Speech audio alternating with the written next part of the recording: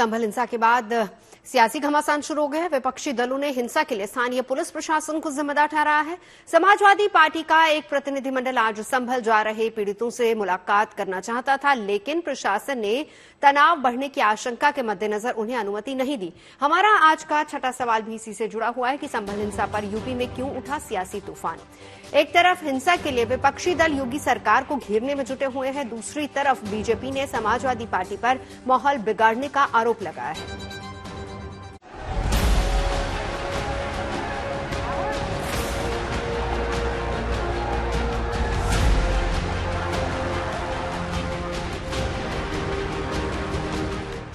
रविवार को शाही जामा मस्जिद के सर्वे के दौरान संभल जल उठा था। अब जब संभल शांत हुआ तो अब सियासत धधक उठी है। संभल में हुई हिंसा के बाद इस पर सियासी रोटियां सेकी जाने लगी हैं। संभल में हिंसा के बाद सोमवार को समाजवादी पार्टी के एक प्रतिनिधिमंडल ने संभल जाने का ऐलान किया था।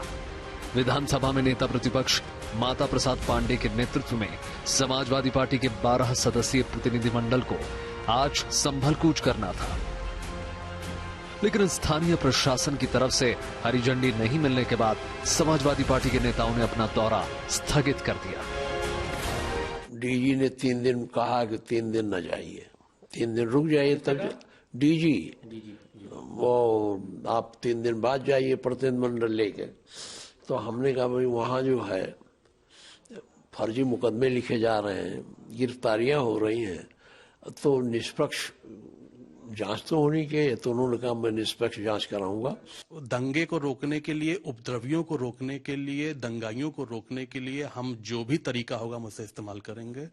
हम उस सिद्धांत पे नहीं चलेंगे कि अगर एक थप्पड़ मारा है गाल में तो दूसरा गाल आगे करेंगे। अगर एक थप्पड़ तुम मारोगे तो 5 तमाचे हम भी मारेंगे, और जिस भाषा में तुम बोलोगे उस भाषा में हमारी सरकार जवाब देगी।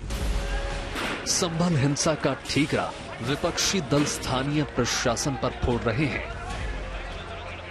अखिलेश और समाजवादी पार्टी के दूसरे नेता पुलिस और सरकार पर साजिश रचने का आरोप लगा रहे हैं,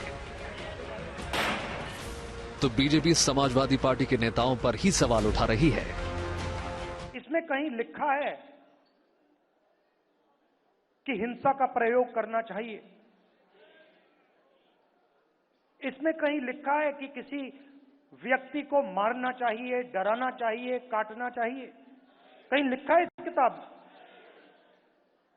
इस किताब में लिखा है कि झूठ का प्रयोग कर कर सरकार चलानी चाहिए। मुझे दिखा दो कहां लिखा है।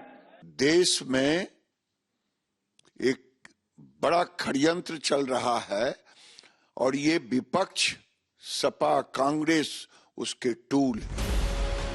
अखिलेश यादव ने संभल हिंसा को लेकर दावा किया है कि पूरी साजिश सरकार की तरफ से रची गई थी, लेकिन बीजेपी ने अखिलेश के दावों पर पलटवार किया है।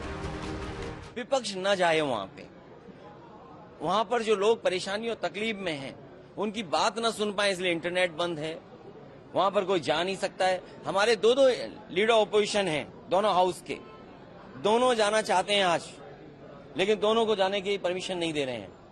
अगर यहां से चल दें, मान लीजिए अभी गेट बंद कर देंगे, हमारे सभी सांसद चाहते हैं कि हम जाएं आज संभल। अगर हम संभल जाने के कहेंगे तो कहेंगे संविधान नहीं मानते, कानून नहीं मानते, सरकार का नहीं मानते। तो ये भारतीय जनता पार्टी के वो लोग हैं जो मन विधान से चलना चाहते हैं, संविधान से नहीं।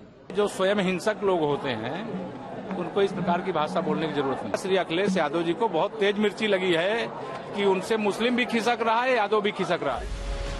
शाही जामा मस्जिद के आसपास की गलियों में हिंसा के 48 घंटे से ज्यादा बीत चुके हैं, लेकिन हर तरफ सन्नाटा पसरा है।